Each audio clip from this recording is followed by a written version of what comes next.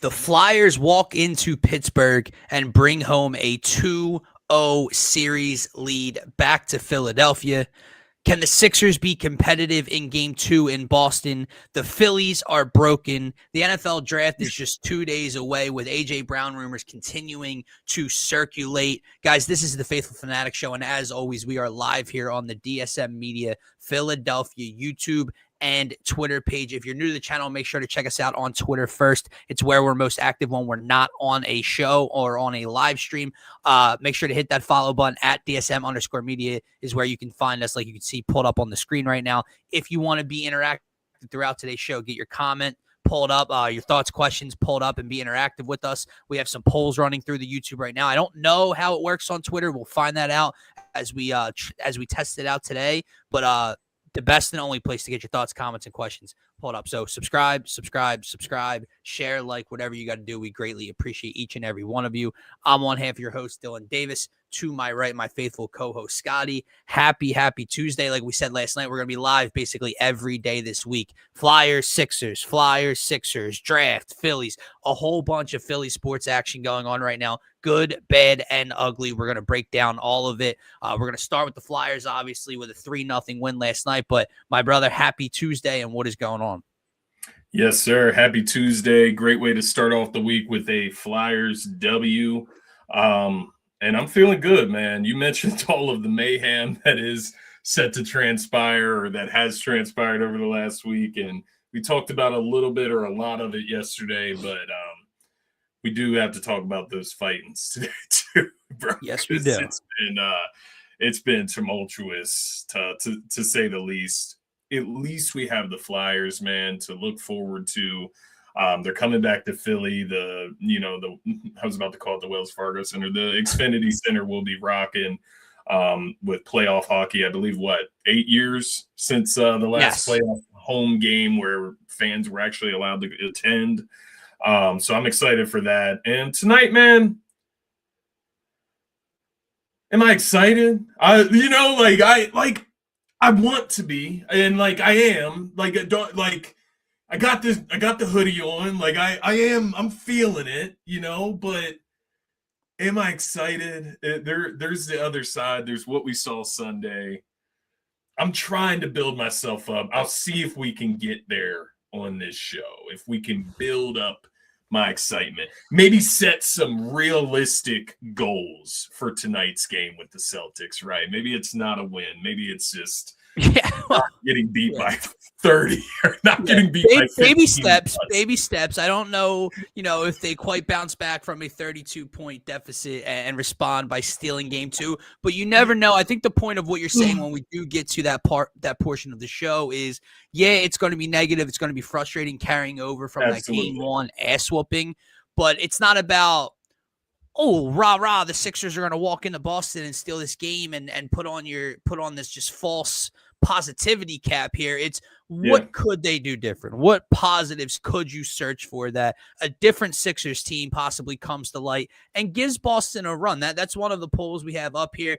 Guys, this is the first time I'm trying it out. So if you see a poll popping up on the screen and you can't click on it, because I'm on the YouTube on my phone, I don't know where you vote on it. So, Scott, if you can find a way to help to figure this thing out. But if you guys are able to vote, hop on into there and vote. No, they vote.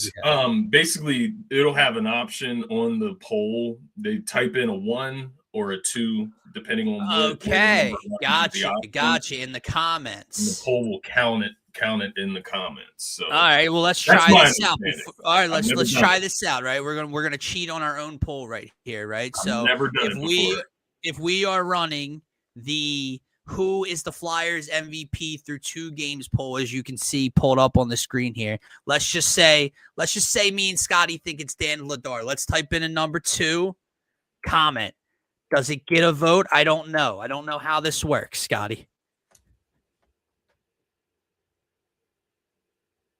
Maybe try it without the period. Let's try without the period. There we go. There it is. All right. So that's how you guys vote on the polls that we are running. We'll have them up throughout the show. Let's start with this Flyers game 6-2 victory last night. Porter Martone gets back on the board with a rebound goal early on or middle of the second period, as this game was 0-0 for a long time. Vladar and Skinner were both on top of their game for the most part. Well, Vladar never came off of his game last night.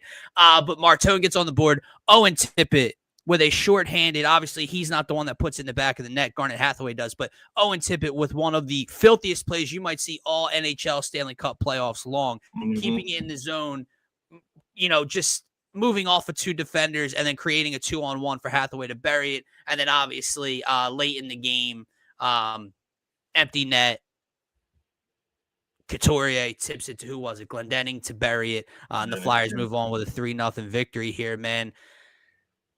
More of the same. Like, just more of the Flyers, I think, had 26 hits in the first period. We kind of talked about it on the preview last night of weathering that initial Pittsburgh storm and that surge. Now, you did get a surge, but you got a desperate beginning of the third period surge from the Penguins. After being down 2-0, the desperation started to reek, and they started peppering Vladar and the Flyers in their defensive zone. And you're just holding on for dear life for a large portion of the third period. And the Flyers obviously weathered it, and Vladar was fucking amazing again last night. But early on is where I was shocked, man. Early on is where I really thought that Crosby and Malkin and Letang and Carlson and this veteran-led Penguins group would come out and set the tone.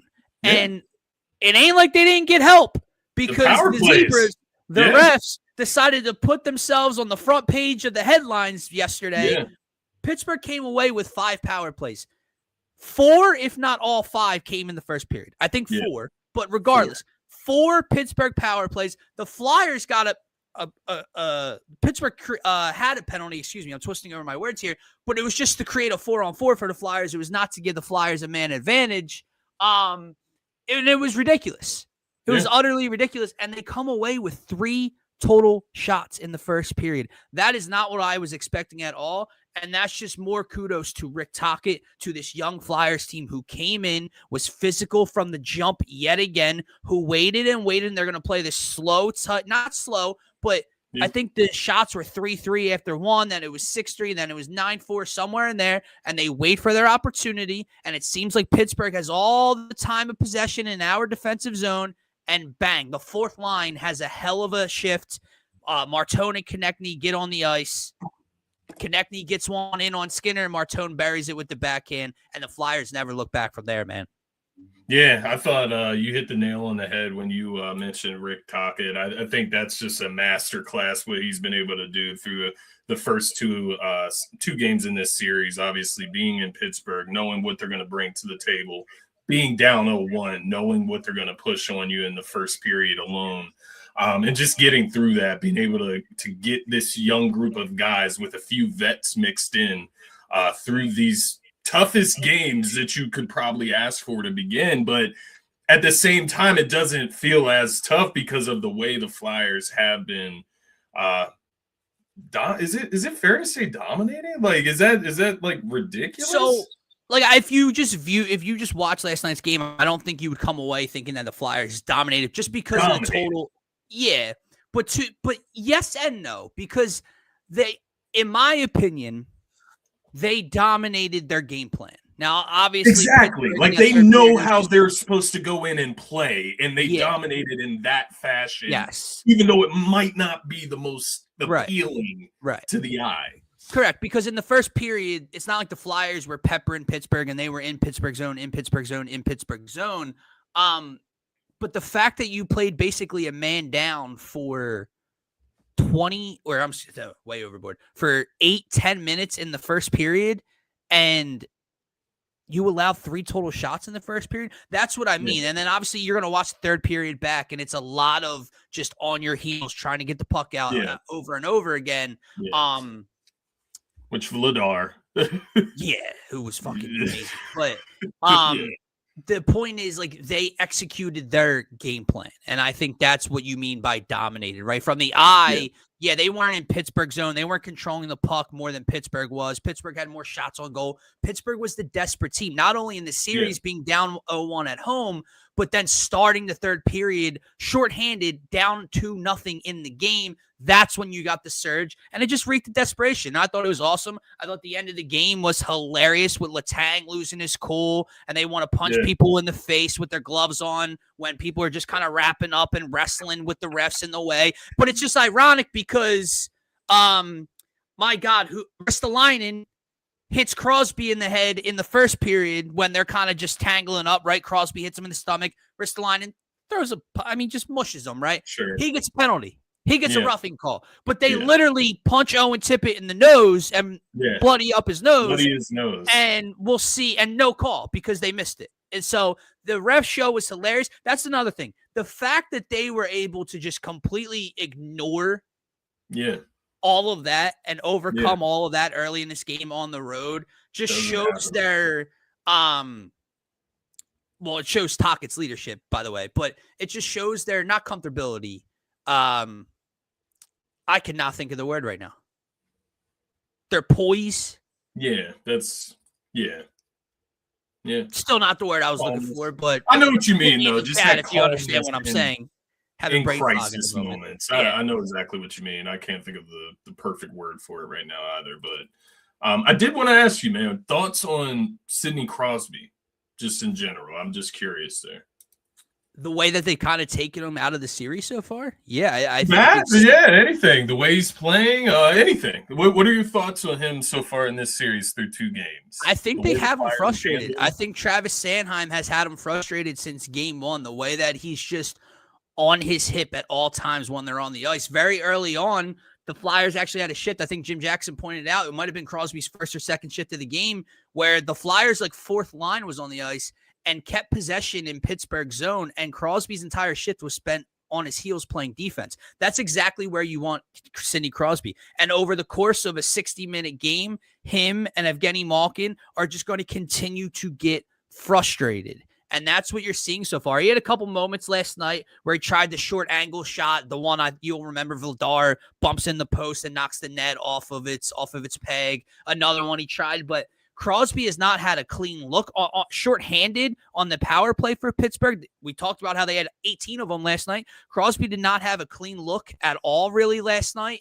And that's what I love. And that's what, again, going back to your point of dominating and just dominating the game plan, because that's what Tocchet is talking about throughout the week.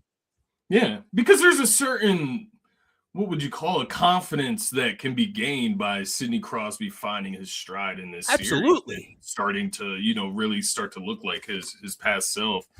There's a confidence that comes with that, with the Penguins. And I think that is what I mean. And you've hit the nail on the head, when it comes to dominating, being able to frustrate the Pittsburgh Penguins the way that the Flyers have, you could say that gives the impression of dominance as well, because Absolutely. I just don't think the Penguins are used to being in this position, especially against the Flyers.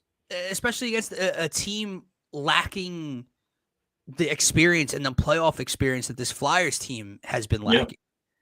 So that's the kind of eye-opening thing to me. And it just gets me thinking, right? Because when I created this poll of just water from the fridge. I thought he said what's in the orange cup. I looked at it for a second. But the poll I was going to create, Scotty, was after these first 2 games, taking these 2 games in Pittsburgh, does your mind start to wander to how much noise can this team make? Has it elevated not just your excitement level, what they're doing, but your confidence level in what they could accomplish in an NHL postseason? I don't want to go there yet, because as everyone is clipping and putting out that little video, as the late, great Kobe Bean Bryant would say, job's not finished. And this ain't 3-0 yet. This is 2-0. Now, we said yesterday, you take 2 from Pittsburgh, you can bury what's left of Sidney Crosby's career. You can flush it down the toilet. I still believe that. You come home 2-0 to this crowd that's going to be absolutely out of their minds tomorrow night. I think it's over. But I don't want to stamp that yet. Let's get to 3-0, and then we can start talking about Pittsburgh not having a chance to make history again and come back for down 3-0. So I didn't want to jump the gun yet. I agree with TR. Once they wipe their hands clean of the Pittsburgh Penguins and they finish them off in this series, whether it's in 4, whether it's in 5, 6, however long Pittsburgh can hold on for dear life now. And we can maybe turn our attention, because I think we would get the Hurricanes, who won the Metro. We can turn our attention there and really start to dive into, all right, this was a Pittsburgh team that had a good year, but maybe they weren't supposed to be here this year, just like the Flyers. And the Flyers came in hot and they beat them. And maybe they're going to get steamrolled by a great Carolina team. We don't know. But the excitement level, the confidence level is getting there. And yeah, dude, the Tippett move, he had one that got him the penalty shot as well, where he exploded through 2 defenders and got a shot off.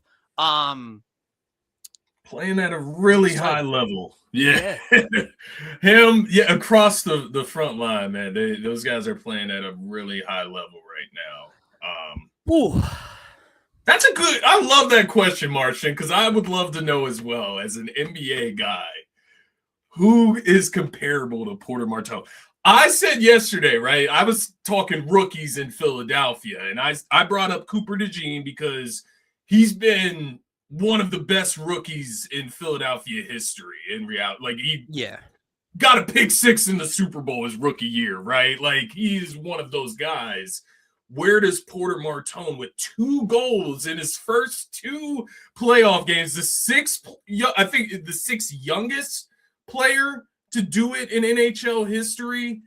Where does this guy? Who do you compare? And you might have a young Penguin killer on your hands too, dude, which would be awesome. But it's what he's done in 2 short games in the postseason, man. But it's even going back since he made his debut, 2.5 weeks ago at this point, where I mean he's on the board every night, contributing to points, contributing to winning hockey. TR shouting with going with rookie Luka. It's hard. It's hard because you're the NBA, so I don't want to say something too crazy. But you, at the same time, you also can't downplay what he's doing. Yeah. So to say, like, oh, a rookie Luka, like if someone said, oh, he's Cooper Flat, like, I don't know. Is he better than VJ Edgecombe this season? For a whole season's worth, is he better than VJ Edgecombe? Maybe that's not a fair question. I'm sorry if it's not. No, it might not be a fair question. I only hesitated and stared off into the distance because my initial thought was yes. And it's just very hard to It's very hard to compare, like when you're talking full season, because let's not downgrade what VJ, like the VJ Max stuff, like that's for a reason, right? People were very excited about the future of this backcourt, and obviously didn't play well in the first game. But yeah, I would say yes, he's better than VJ Edgecombe. He's special, Martian. That's what I would say. He's special. And yeah, to TR's point, just instant impact from day one. And this team was already playing good hockey when he showed up. They were already kind of making their surge, making their push. But the fact that a 19, 20-year-old kid can just step in right away and kind of be that shot of adrenaline for you is pretty fucking impressive. Pretty special. No, I do agree with that.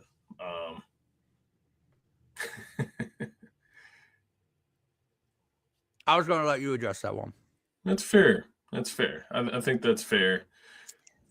That's why I said Coop too, because instantly he came in and he locked down the slot corner position for the Eagles defense. It's why Coop does come to mind. I just try to slow down on that role. But VJ, I like that, just getting acclimated. But yeah, I think to that point, and I know Pump is going in on VJ. He's taking this opportunity, but I do agree in the sense of VJ doesn't have those significant moments already. Like, he does have the what do the kids call it? The aura, right? Yeah, he has the aura this season. He's been able to build that with the VJ Max, but the play-in tournament, you can have a moment there if the Sixers get farther in that tournament. You can have a moment in this playoff series against Boston. Porter Martone has already had 2 moments. Yeah, that's the thing, where when you're putting him on a scale, Martone's here right now because of the things he's accomplishing. Now, if VJ could come out tonight and give you 26 in a Sixers upset win, and we could flip the script on tomorrow's show. But Martian asking, is Michkov a bust? I don't follow hockey, but it seems like the hype died down. The hype certainly died down. Is that just because of the Flyers' success, though? It's a mix of both. I think this kid, and look, it's partially on him. Maybe it's a lot on him. Okay, I don't want to downplay the fact and all the rumors that he came in out of shape. And came into camp out of shape, and he never really got into shape, right? Never really got into game shape. And maybe he doesn't have the best relationship early on with the new head coach.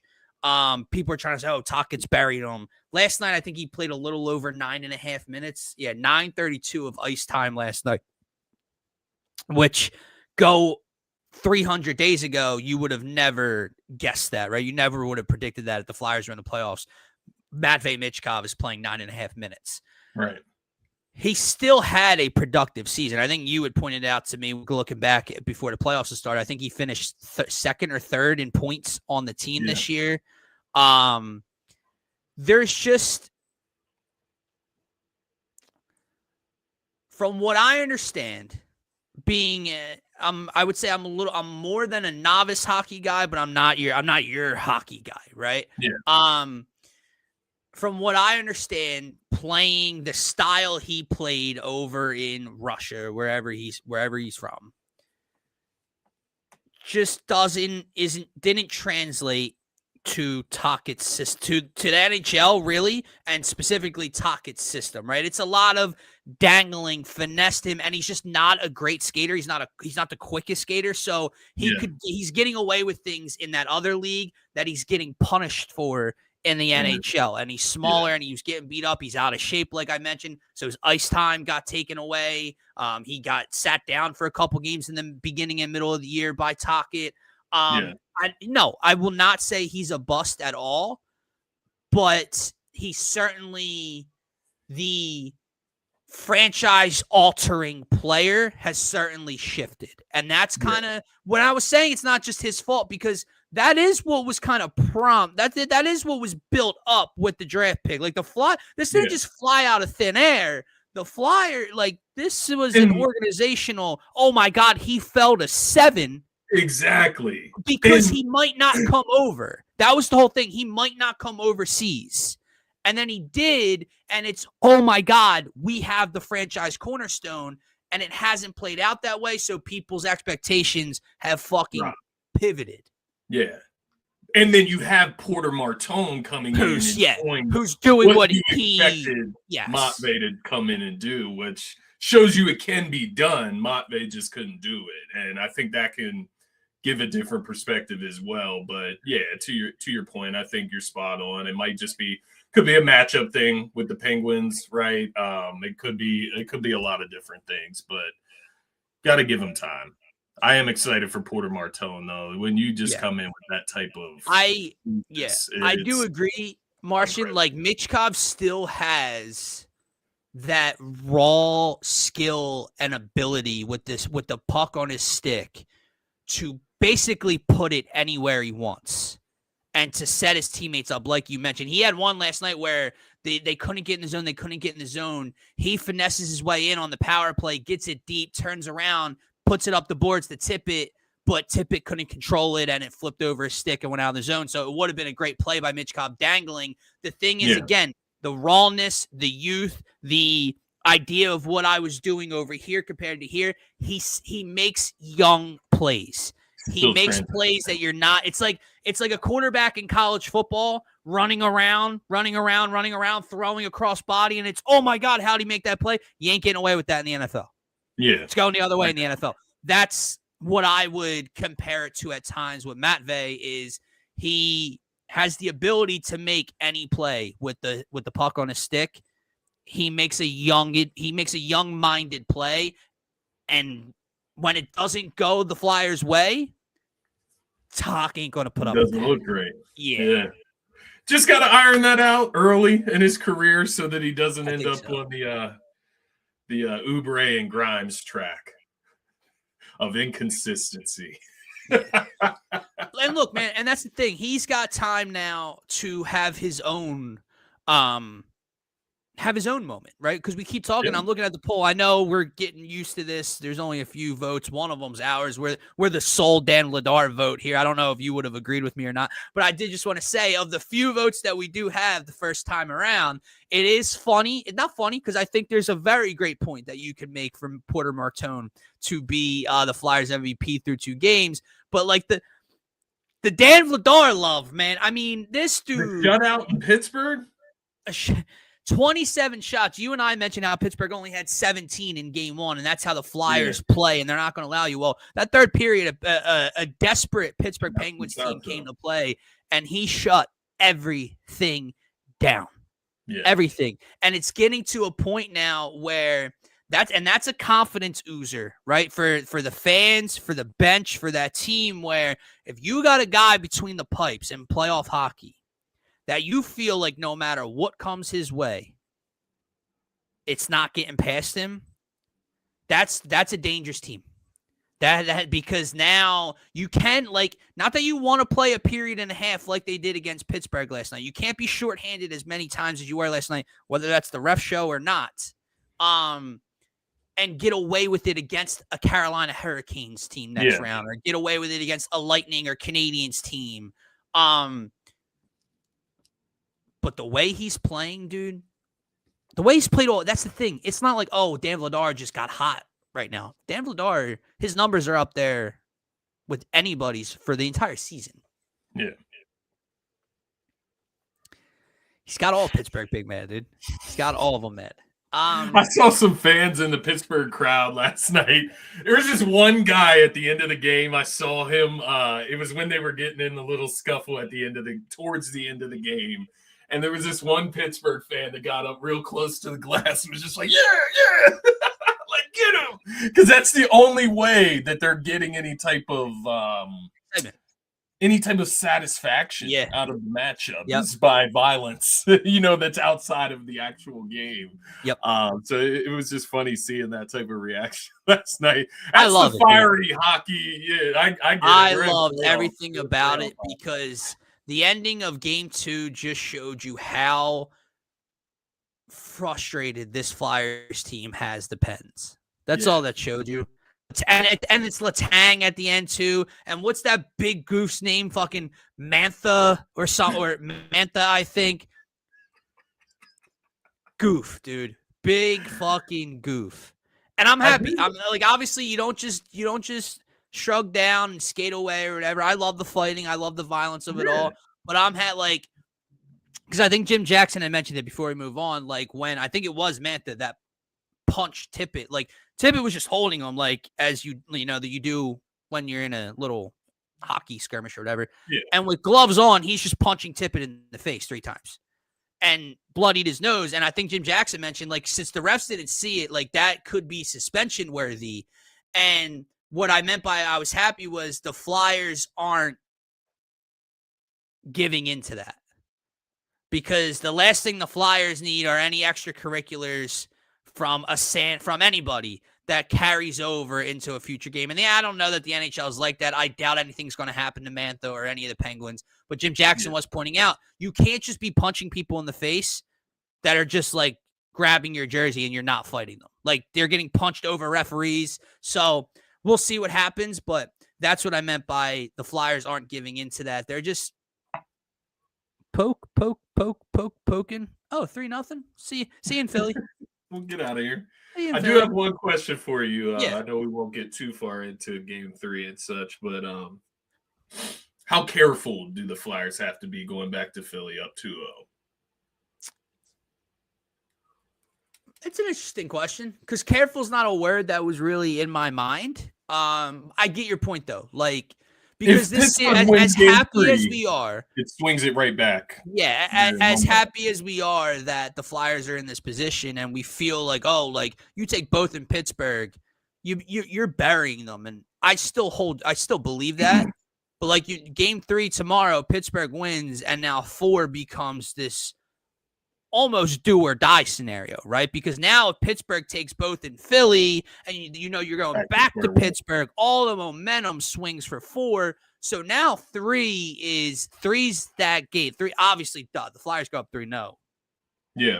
I mean, come on. Like, Yeah. I don't knock on wood here, but we know how history has played out for the four major sports for the most part. With a 3-0 lead, it doesn't really happen. I know the Flyers did it once, but I agree with Martian. Not careful, but focused. And I think that's where Rick Tocchet has them perfectly aligned right now. I think them not trying to brawl with Pittsburgh at the end of the game shows that. I think them not cowering shows that. I think them coming out with 26 hits in the first period shows that. And I think that's what they'll do, man. I can't wait to see the Sea of Orange tomorrow night. That place is going to be a fucking madhouse. Yeah.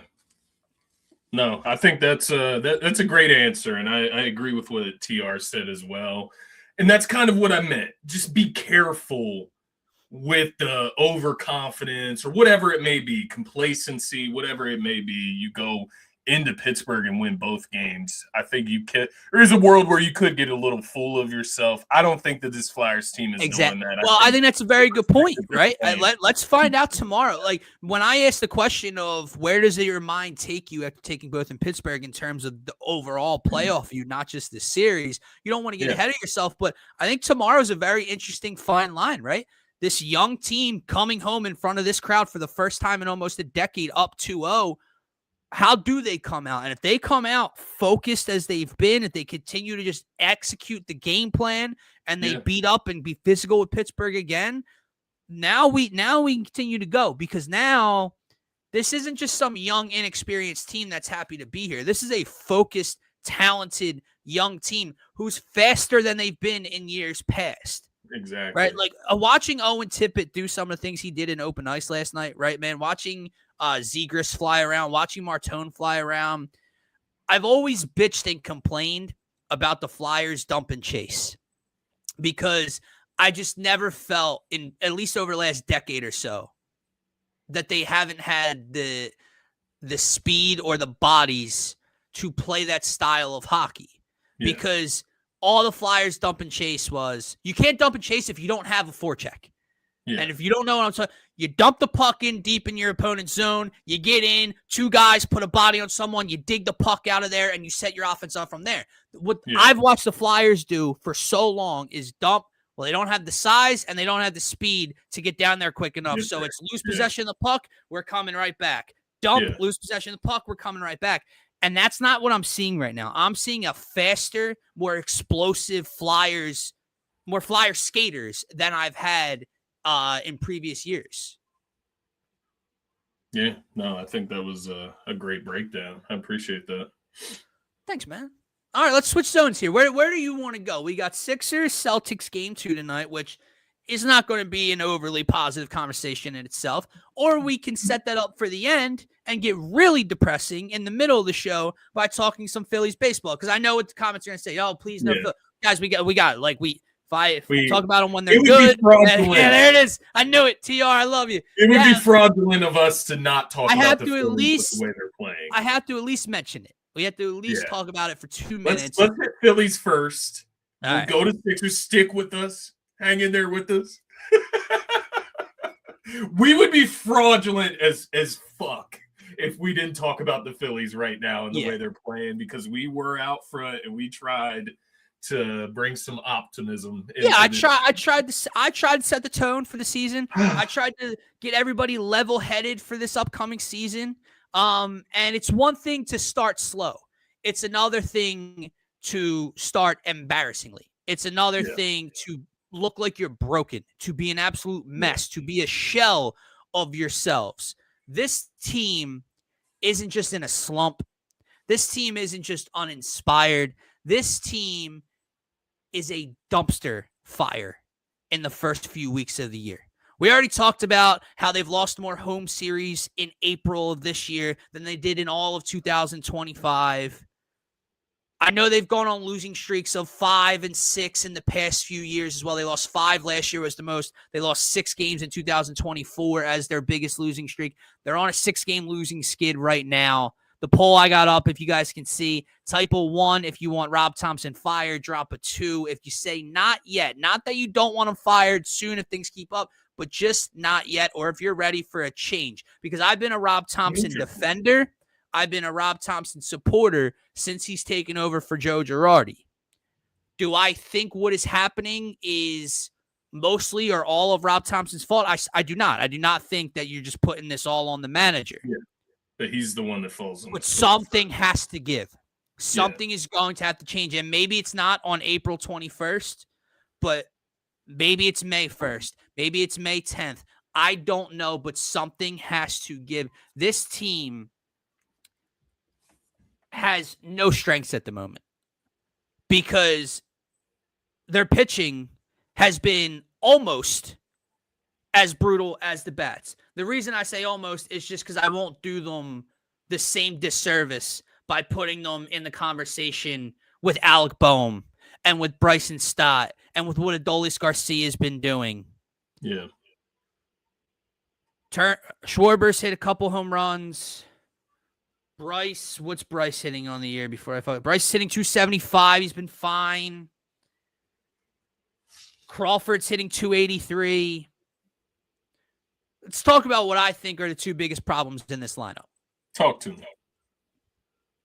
It's the two spots that you thought were homegrown from 4 years ago, 5 years ago, that not only have not developed into what we were hoping, but have significantly digressed. Yeah. Bryson Stott and Alec Boehm stink. Alec Boehm, let me see if I saved this tweet or if I just liked it. If I liked it and it's far down, I won't waste your guys' time. I won't go looking for it. No, I have it from Jeff Kerr. Alec Boehm has a .133 batting average through 22 games this season.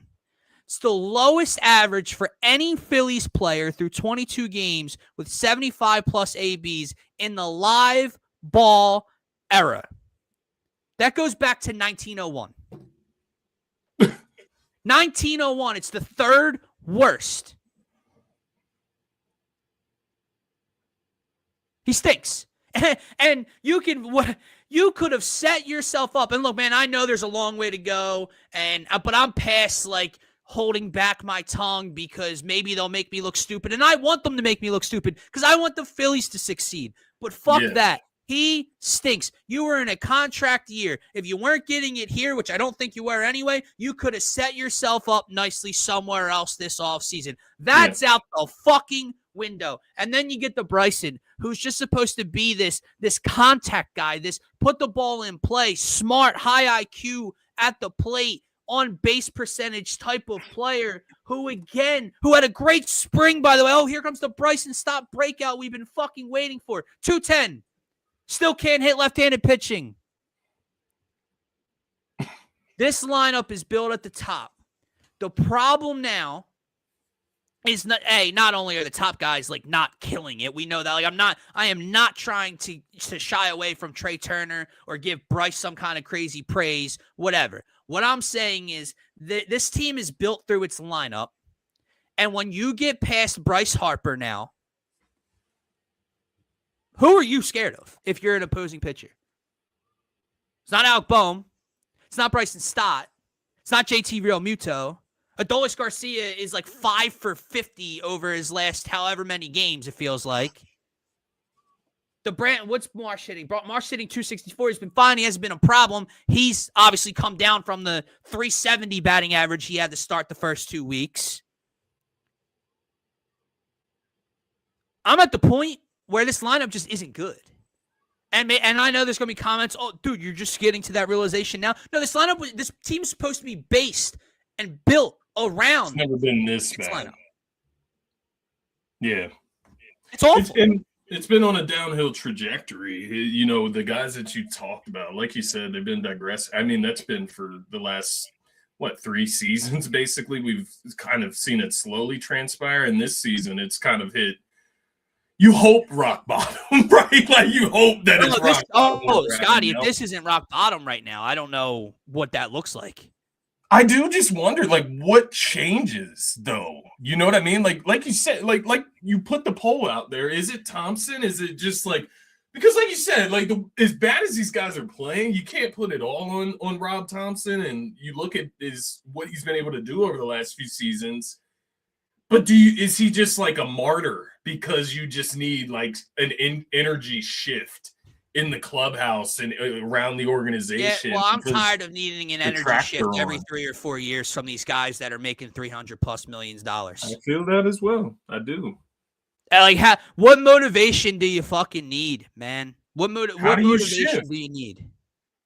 Because that's the thing, man. Zach Wheeler, I pointed this out to you yesterday, and I did confirm that I saw him talking, after the performance that he had down in the minors, and he just kind of seemed he seemed very unsure I of think there's a if he could major get back. concern if his velocity is going to ever get back to what it was. Like, I think there's a Yeah. concern that he might be sitting around like 94, 95 for a guy that could pump 98. Because the reason I bring that up, that's a marker in the season where Wheels returns, and that can reinvigorate your clubhouse, right? Yeah. Getting your number one back. But how deflating could it be if you get your number one back and it doesn't look like your number one anymore? That can be even more deflating. And like I said, are we at rock bottom right now with 6 straight losses? How many more losses do you accept before you make like a huge decision, whether that be Rob Thompson? I mean, is there a world where Dombrowski could get let go this season? Like, is that possible? Is that rare in baseball to see a GM get fired? No. But right, like at what point? Well, that would just make Middleton look foolish, though, right? He would look like a fucking idiot. I mean, he might look that way anyway, so depending how this continues to play out, but it's crazy we're having these conversations this early. That's what I'm realizing right now. And if you're wondering what I'm doing, I'm playing around with the screen, man. I'm getting No, I see it. I see it. We're trying some new things out, man. How can we get both on the screen? Yeah, get the commenters more involved, get the polls going. So we appreciate you guys. But yeah, so they have an everything problem at the moment. Because as TR pointed out, a couple, like the Wheeler thing is depressing, and hopefully that kind of fixes itself when he makes his return. Nola is the same thing as last year. Taijuan Walker, who actually had a decent year last year, is back to doing Taijuan Walker things. He's not an MLB starting pitcher. He can't be, at least anymore. Luzardo looks great for 4 innings and then gives up 5 runs in an inning to lose 5-4. Topper leaves him out there to give up 5 runs in an inning. Duran's on the IL for 15 days. The backup catch, like that's not like, I know it's a very small, minute thing that isn't contributing, but like for so long, like we complained about Garrett Stubbs because he can't hit the ball, and Marshawn, Marshawn 065, he stinks, and it's not he doesn't really play, he plays every 4 days or so, he gets at bats, he stinks. They just, man,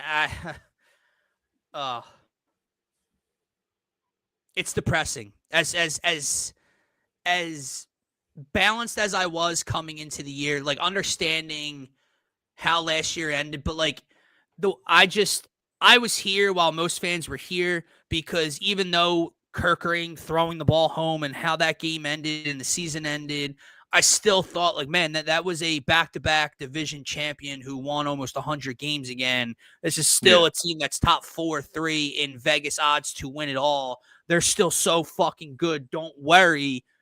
I'm beyond worried. Beyond.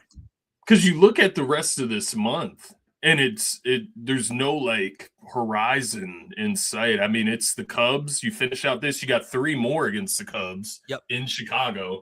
Then you go, I think you go to Atlanta, and then you come back and play San Fran again to finish the month. Do you get Arizona as well, or no? Sorry, I went to May, rest of April. Yeah. So Cubs, 4 against the Cubs, 3 against the Braves, and 3 at home against San Fran. I'm wrong.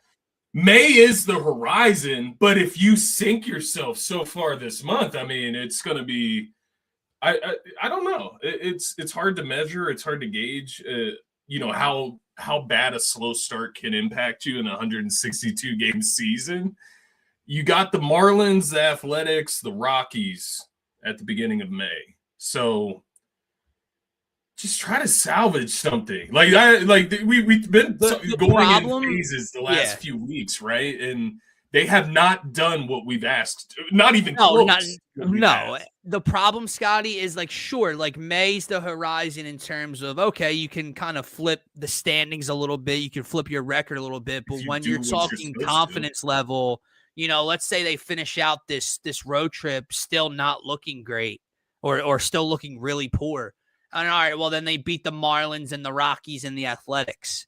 No one's going to give a damn. Okay, yeah, your record might be closer to 500. You might have risen to third or second in the NL East behind the Braves, but no one's going to give a fuck if you beat the Miami Marlins and the Oakland and the Athletics. Yeah. I almost said Oakland. Where the fuck what are they now? Are they Vegas? I don't fucking know at this point. But no, I see you. I get it. I guess I just expect this to still be a top 5 team in baseball because that's where people get it lost. Okay, we lost to the Dodgers last year in 4. They were the best team in baseball. They were the best team in baseball. If you want to say the Blue Jays were the second because they took the okay, well then where did even if they lost to the Dodgers, what were the Phillies? The 4th best team. They were still a top 5-ish team in baseball. This is not where I thought they were going to be. But because the Athletics are 12-11, they have above 500 record. It's crazy how that works. They might be looking at us as the horizon. Crazy how that works, man. No, it's just a crazy spot to be in this early, and for them to basically fulfill all of the doubters that were coming into this season and leave no optimism, man. We asked what has to change. Maybe it is Rob Thompson, maybe it's a early season shake up, whatever you want to call it. But it starts with those players, man. You gotta put your cap on and go to work and then turn it around. You got to find a way, right? It's not just going to fall in your lap because you switch coaches or make these exactly. That's superficial changes. That's kind of where I'm at. And the problem, that's what I just don't understand because the whole Girardi thing was that he just wasn't liked or respected in the locker room, and that kind of shifted things. And now maybe the relationship has soured over the past year or two with the locker room and some of the stars and Rob, that you haven't heard any inklings of that. But these are the same guys that were when he was the interim, the whole telling Middleton, no, he's our guy. So if you went from he's our guy to 2 years later, he's lost the locker room and you guys are uninspired, well, that seems like a you problem. And I know I said Bryce is hitting 275 and he's been fine, and Schwarber's got the home runs and that's cool. But you're the guys, right? Schwarber's the leader. Bryce is the start. I don't need any more shakeup. I need you two to start leading the fucking way. I need the starting pitching. I like everything. My God. And I saw this the other day, man. If your eyes are telling you that the Phillies can't score in more than 1 inning, you're right. I think it was Talking Baseball put out a video on it, and they did the research. The Phillies are last in Major League Baseball in scoring runs across multiple innings of a game through the start in every game this year. They're 30th in Major League Baseball. So they score their runs within 1 inning, one. So if you see the other Sunday Night Baseball, Schwarber hits a 2-run home run and start the game. Okay, the offense got some pop. Don't score again. The game against the Diamondbacks where they lost 5-4, they scored 4 in the bottom of the first. Didn't score again. The kid Felix Reyes or whatever his name on Saturday hits a home run in the 2nd inning or something. That's the only run that crosses the board. Yeah. They can't put together multiple innings of success. That's ridiculous. Yeah, literally my thought when we started this segment was that the Phillies are unwatchable right now. They're not fun to watch. I agree. You look for a pitching standout, right? Christopher Sanchez, he's fun to watch pitch. He's fun when he goes out there. That's about it. right Man, now. look, it was a nice day out Friday. You had some afternoon baseball on, and then the Braves came to town for a 3-game series. That could have put a jolt back in this city. We had the TV on out back. Guess what I did? Played cornhole most of the time and listened to music and drank some beer. The Phillies were on in the background. They were background noise, and they get blown out 9-0. Right? Saturday rolls around, going out. Got some people over. The Flyers are playing. Phillies were nothing to me. Sunday night baseball with the Braves. The Sixers played in the afternoon, got their backs blown out. Didn't even care to watch. I watched the NBA playoffs. The Atlanta Braves came to town. The Atlanta Braves with a chance to kind of switch momentum up. And you got fucking dog walked and swept. Then you go to Chicago. Okay, we're on the road. Let's clear our minds. Let's get away from the crowd. Let's just try to play ball. Get your backs blown out last night in Chicago after they already beat the shit out of you a week ago. It's embarrassing. It's embarrassing. They absolutely stink. Absolutely. Absolutely TR. They're benefiting heavily from the Flyers' success right now. The Phillies are benefiting heavily with the way they're playing right now compared to the Flyers' success that is stealing all of the attention. I agree with you in the sense that it's a nice blocker. It's a nice I can't think today. I can't think of the distraction. Word. Yeah, there it is. Thank you. Fucking, I know it's not the craziest word you've ever heard. It happens, brother. It's a distraction. But if the Flyers continue to have success this postseason run,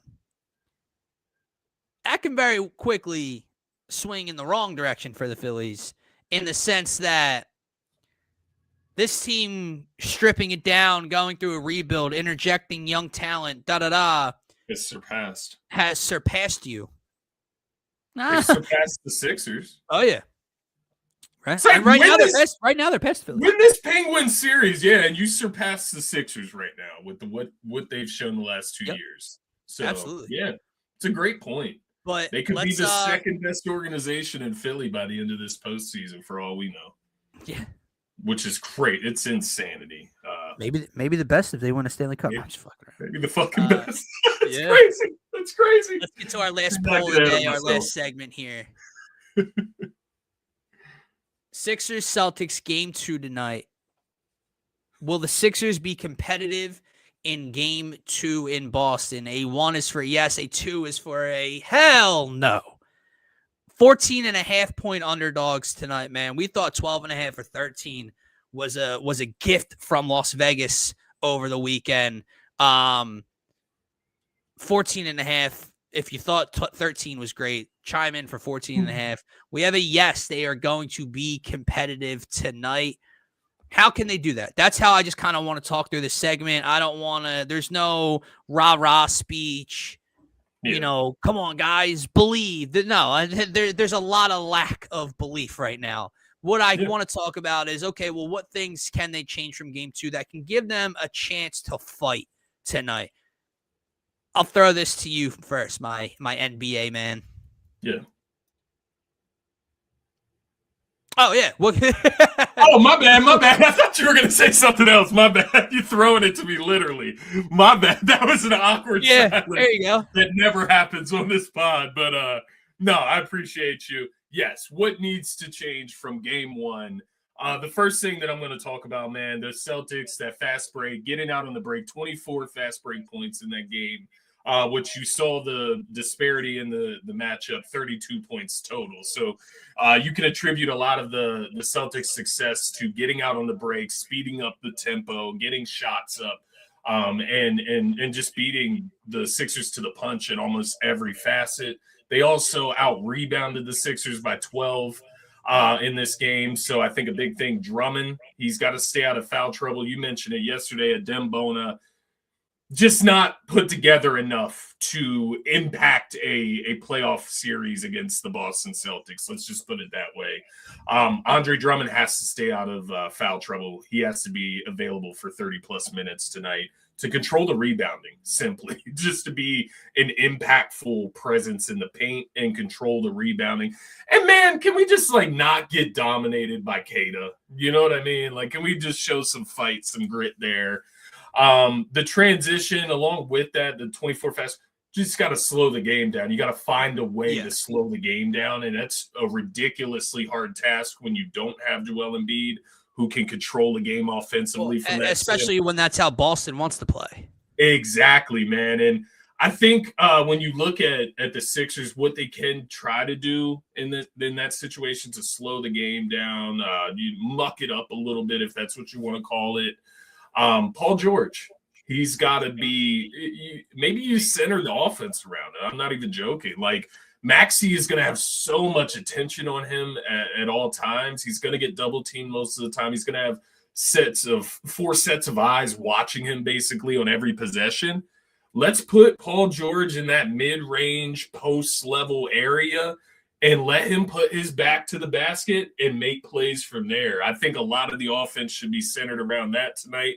But main point of that, Paul George has to assert himself for us to have like any sort of a chance to compete with the Boston Celtics, man. On the road, can we get a 25-point Paul George night? Is that possible against the Boston Celtics? So what you're saying is Paul George can't attempt the same number of shots as his jersey number tonight. He cannot. We cannot have 8 Paul George shots tonight, especially when he's shooting 50% from the field on those 8 shots, right? I wholeheartedly agree with you there. He's the main guy for me. Another crazy concept. I know, Nick Nurse, if you're listening out there, you mentioned all the attention given to Maxey and kind of the scheme set up for where even though, if you're just a general viewer, there might be one body on Maxey, but there's 3 or 4 sets of eyes that aren't far away because of the spacing and whatever they're trying to run that's going to box Maxey in. And instead of him being able to throw an effective lead pass or something, is it over the top lob, and now they can shift their defense and the Sixers can't get anything flowing. Well, how about we find a way to counter that? If your eyes are at the top of the key focusing on the guy with the ball, let's get some slashers backdoor. Let's run some sets, pick an off-ball screen, right? Not a screen for Maxey with the ball in his hands. Let's run a screen for Paul George coming out of the corner and try to get, like, holy shit, I know, crazy to think about, Nick. Something along those lines. The thing I was thinking about, because I was listening to the broadcast talk about the tricky thing playing Boston is they defend the paint so well. Yeah. And they are bigger, they are longer, especially with the wings, and you have Kate as the shot blocker in the middle. They defend the paint really well. They box it in, they make it hard to get in there. Yeah. My issue is, regardless if the Sixers shoot better from 3, which they absolutely have to. They have to. You can't make 4 threes in an NBA game and expect to win. Yeah. Or expect to compete, I should say. Yeah. So you already have to make more than you did last game. But you're not going to outshoot Boston from 3. Right. You're not going to take more attempts. You're not going to make more. Can you be efficient with them? Can you pick your spots? Well, I hated in game 1. I swear, I think 5 of their first 6 attempts were from 3. They started 0 for 3, and then Maxey banked one in, his only make of the game on the 4th possession. 4 possessions, 4 threes, 1 for 4. You're already down 6 or 7 in the game. Yeah. You have to try to attack the paint. Yeah. All right, well, they do that well. Well, guess what? They shoot the 3 ball well. So you're not going to outbeat them at what they do well. Muck it up. All right, well, no, they don't defend the paint, or they defend the paint very well, excuse me. Well, how many times did Maxey or Kelly or VJ get to the rack and finish through contact and get an N1 opportunity? Happened 7 or 8 times in game 1. Yeah. Attack. There was also attack. Several blown layups from Adem Bona and Kelly Oubre specifically. Those guys blew so many layups. Quentin Grimes you could throw in there as well. The careless turnovers, the missed layups at the rim. The gimmies. You have to capitalize on the gimmies against Boston. Yeah. A gimme is a wide open 3-pointer in the corner for Kelly Oubre. He has to hit. Yes, that's like, thank you, man. You don't have to hit every single one, but you have to hit at a decent clip. You can't miss those opportunities against Boston. It cannot. Exactly. So when I say to focus on the paint, it's not to say you do not shoot the 3. You're not going to win in today's NBA if you're not shooting from 3. If you're not taking opportunities. My point was, can you be efficient with it? Can the Sixers shoot 11 for 22 from 11 for 23 from three, somewhere in that ballpark, 11 for 20, whatever the case may be. 40% from three as a team, make 10, 11, 12. Maybe Boston makes 16 threes today, but that gap closes, and then the rest of your game can open up. When you have an opportunity, VJ Edge come on the wing. Tyrese Maxey, when you drop somebody with a snatch back and step back, when you're wide open, you have to bury those opportunities, because when they don't, man, the hair ripping thing is it's not Tatum or Brown that comes down and does it to you. Sam Hauser buries a three. Or Luka Garza steps back off a pick and roll and buries a three right after Kelly Oubre misses a wide open corner three. And it's like, God fucking and then damn fucking it, Baylor Shireman grabs an offensive rebound and nails a three. Yeah, and that's what I was saying about Adem yesterday, TR. I don't think you were in here, but I respect the hustle. But when I'm angry like that in a playoff game as a fan, the way I get, I don't care about your fucking effort and your hustle when you're just a negative with the basketball in your hands. Like when you just lack pure basketball skill. Yeah. And I know in the grand scheme of humanity, Adem Boner doesn't lack basketball skill. But on an NBA floor, when the ball hits your hands 2 feet from the rim and you're 6'10" and can dunk over anybody, and you go up and throw up a push shot that hits the side of the fucking backboard, I want to rip the hair off of my body. That's what this team is, man. They're clunky. Again, they're clunky. They're just clunky. I was just thinking about this, man. Like, first of all, think about like the Barlows, the Adems of the world. What do they do like well? They do things all right. Like they do a couple things like at a good level. They don't do anything great. They're just a little clunky and they can't shoot. They don't have good touch, right? And that goes for a lot of these guys, man. Kelly Oubre missing layups, lack of touch. Even VJ to I hate to give a point to Corporate Pumper, but he's not a pure shooter. The touch, right? The touch can be a little off. Who's our top 4 3-point shooters? Just off the top of your head. Like, not numbers-wise, but who do you trust to hit a 3-point shot? Who do I trust? I would say Maxey, PG, Grimes, and then a toss-up between Kelly and VJ. Like, because there's games where VJ can hit 4 or 5. There's games where Kelly can hit 4 or 5. There's games where they're completely off. Yeah.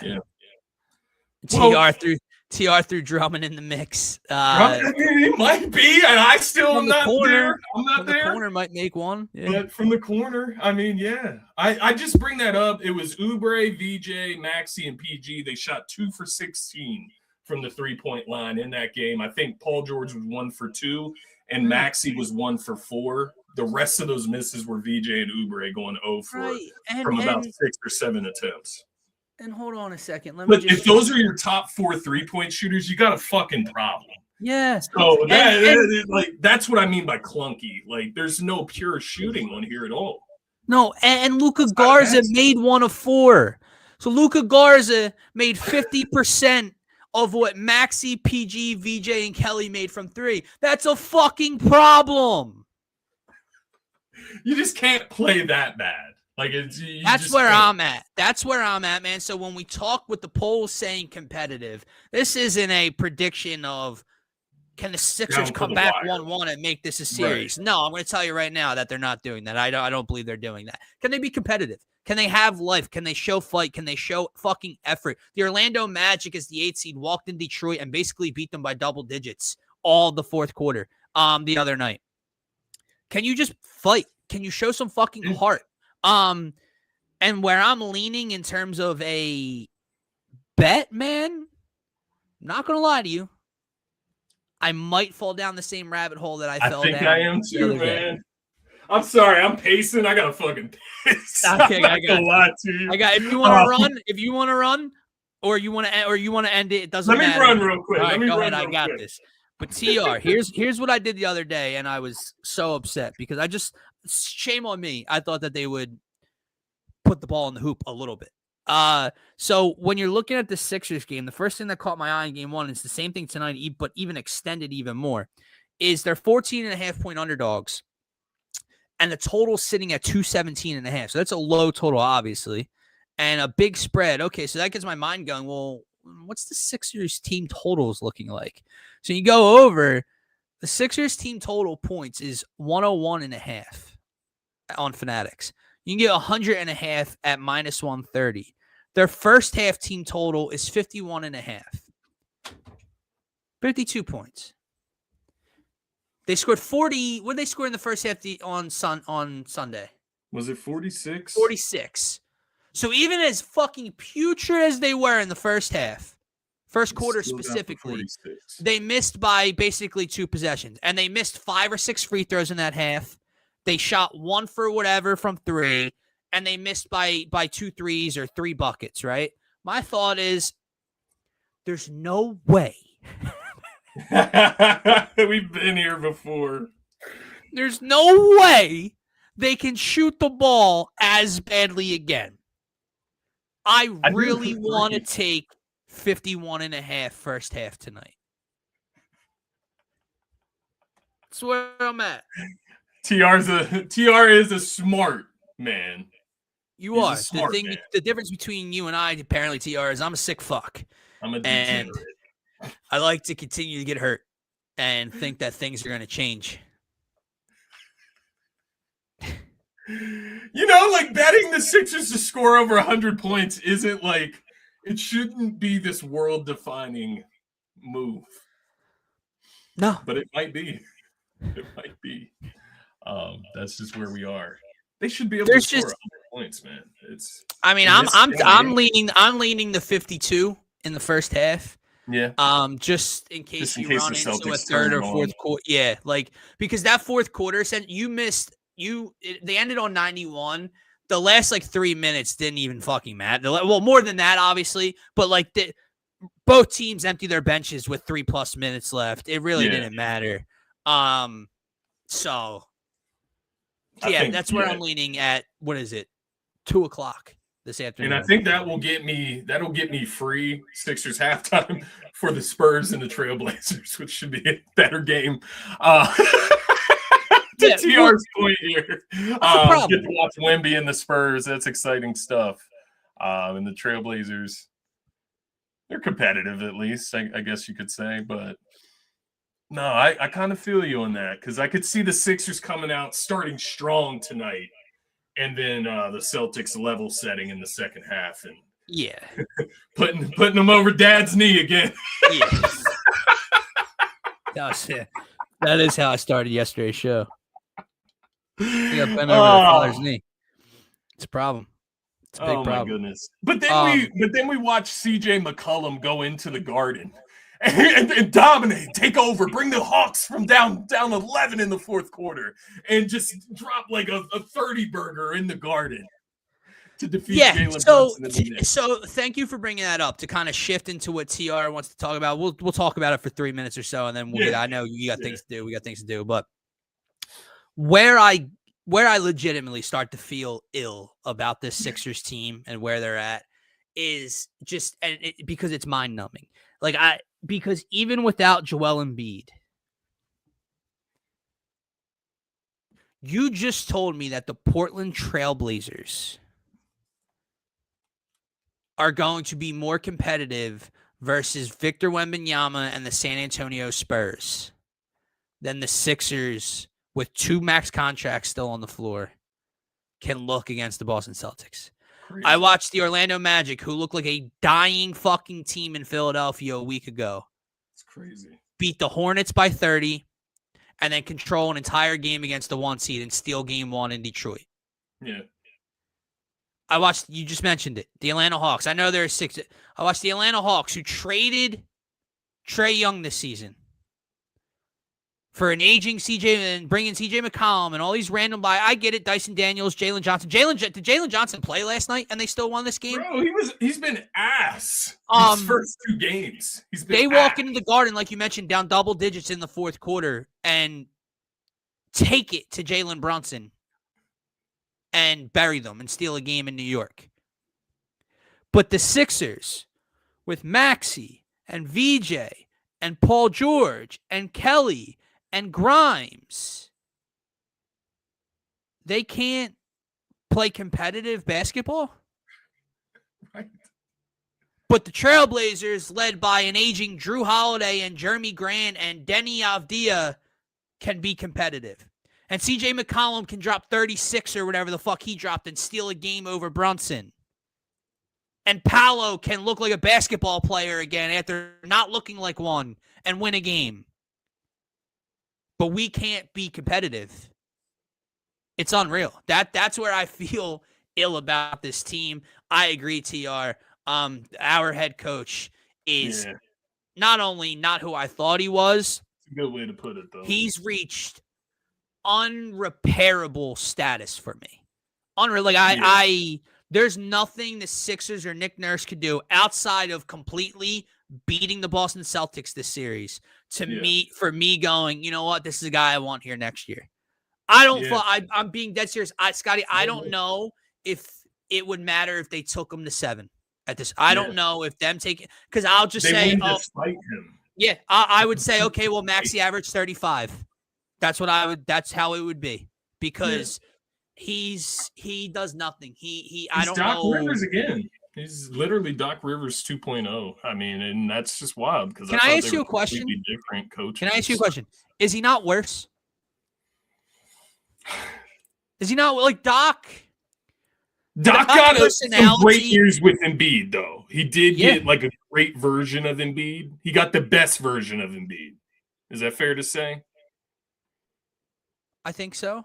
Just because it's been such short-lived any time Embiid has had with Nick Nurse. When did he win the MVP? Harden was that? That was Doc. Was it? That was with Harden. It was Doc. Yeah, it was with Doc. Yeah. He said no because Doc gives you hope, and then you get right to the fucking finish line for him to blow it. We at least would get to the second round. Yeah, that's what I was going to say. I guess it was more painful with Doc because there was a little more hope. Nick Nurse has taken a team, improved or declining, I don't know, because we thought this roster was the best around Joel than it's been in 7 years. Yeah. And he's taken it to new lows. Yeah.